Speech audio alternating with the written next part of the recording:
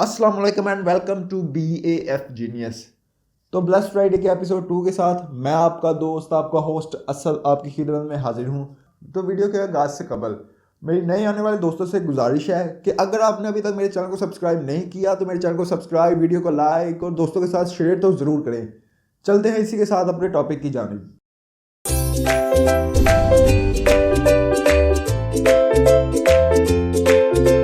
अबू नसीर अल सयाद नामी एक शख्स अपनी बीवी और एक बच्चे के साथ गुर्बत और फलास की ज़िंदगी बसर कर रहा था।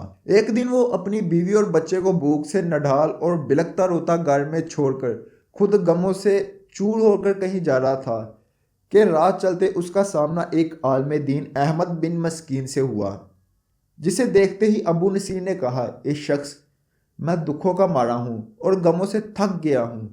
शेख ने कहा, मेरे पीछे चले आओ, हम दोनों समुंदर पर चलते हैं। समुंदर पर पहुंचकर शेख साहब ने उसे 2 रकत नफल नमाज पढ़ने का कहा। नमाज पढ़ चुका तो उसे एक जाल देते हुए कहा, इसे बिस्मिल्लाह पढ़कर समुंदर में फेंको।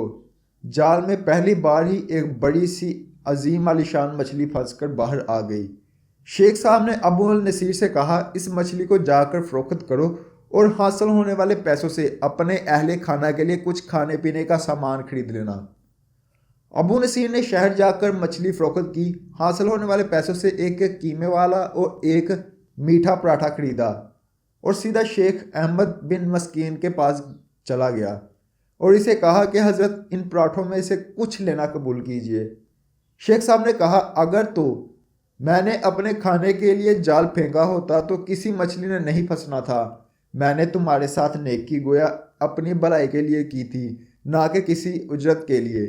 तुम ये पराठे लेकर जाओ और अपने अहले खाना को खिलाओ। अबू नसीर पराठे लिए खुशी खुशी अपने घर की तरफ जा रहा था। उसने रास्ते में एक भूख से मारी औरत को रोते देखा, जिसके पास ही उसका बेहाल बेटा भी बैठा था। अबू नसीर ने अपने हाथों में पकड़े हुए पराठों को देखा और अपने आप से कहा कि इस औरत और इसके बच्चे और इसके अपने बच्चों और बीवी में क्या फ़र्क है? मामला तो एक जैसा ही है। वो भी भूखे और ये भी भूखे हैं। पराठे क्यों ना इनको दे दूं। औरत की आंखों की तरफ देखा तो उसके बहते आंसू ना देख सका और अपने सर झुका लिया।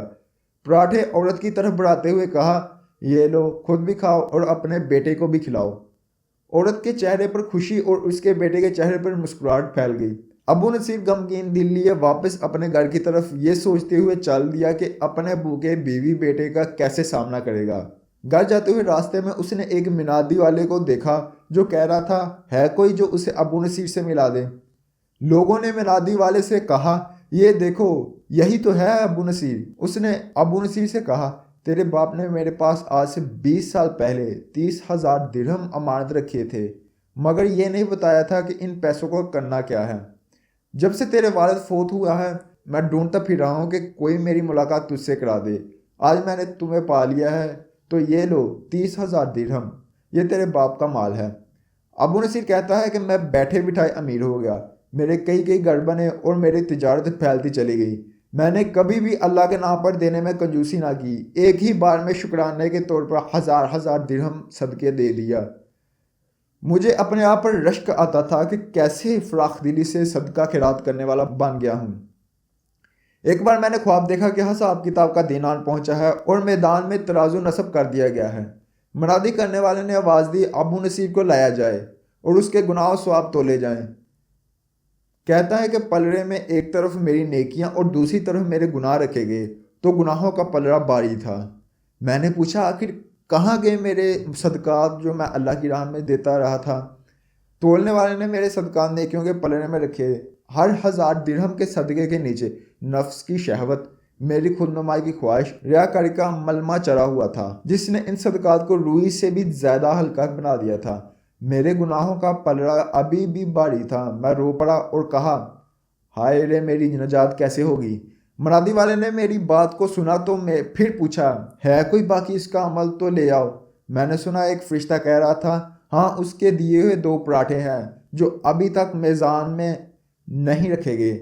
वो 2 पराठे तराजू पर रखे गए तो नेकियों का पलड़ा उठा ज़रूर, मगर अभी ना तो बराबर था और ना ही ज़्यादा।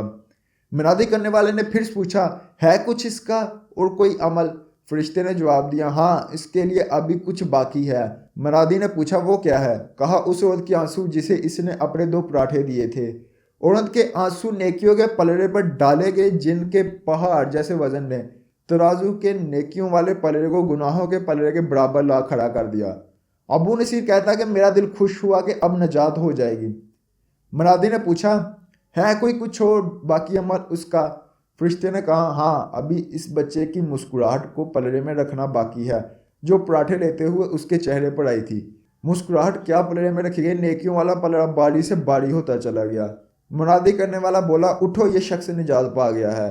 ابو نصیر کہتا ہے میری نیند سے آنکھ کھل گئی اور میں نے اپنے آپ سے کہا اے ابو نصیر آج تجھے تیرے بڑے بڑے صدقوں نے نہیں بلکہ آج تجھے تیری 2 روٹیوں نے بچا لیا ہے۔ تو دوستو آج کا ایپیسوڈ تو کافی فی الحال لمبا ہو گیا لیکن آئی ہوپ آپ کو پسند تو ضرور آیا ہوگا۔ اگر آپ کو میری ویڈیو ذرا سی بھی پسند آئی ہو تو لائک ضرور کریں اور دوستوں کے ساتھ شیئر کریں۔ اس کے ساتھ ہی مجھے دیجیے اجازت، ملیں گے ہماری اگلی ویڈیو میں، تب تک اللہ حافظ۔